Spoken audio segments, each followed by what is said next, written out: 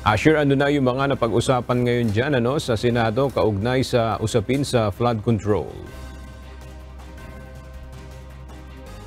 Si Public Works Chair, Senator Ramon Bong Revilla Jr. kaugnay nga sa mga nararanasang pagbaha sa bansa. Partikular na nga dyan, itong kamakailan lang na naranasan kasabay ng pananalasan ng habagat na pinalakas pa ng bagyong Karina. Nagdulot niya ito ng paglalagay sa state of calamity ng halos 200 local government units.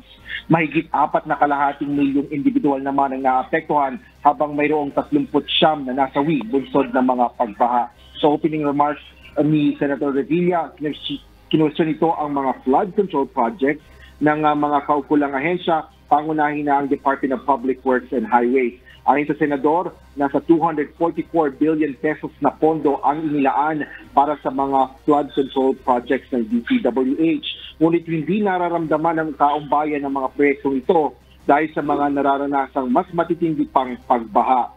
Hinahanap naman ni Senator Amy Marcos kung mayroon nga bang master plan para sa flood control at kung ano ang nilalaman nito. Binigyan din naman ni Senador Nancy Binay na hindi tama na iasa na lang sa resiliency o katatagan ng mga Pilipino ang mga pagbaha kapag may mga dumating na bagyo.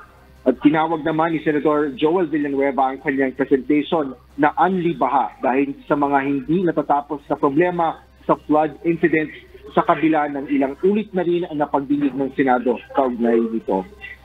Agad dumadalo sa pagdinig ng Senado kaugnay nga dito sa flood control ang mga kinatawan, ilang kinatawan ng mga kaukulang ahensya, pangunahin na dyan si DPWH Secretary Manuel Donoan. Yan muna ang latest. Balik sa iyo, Aga.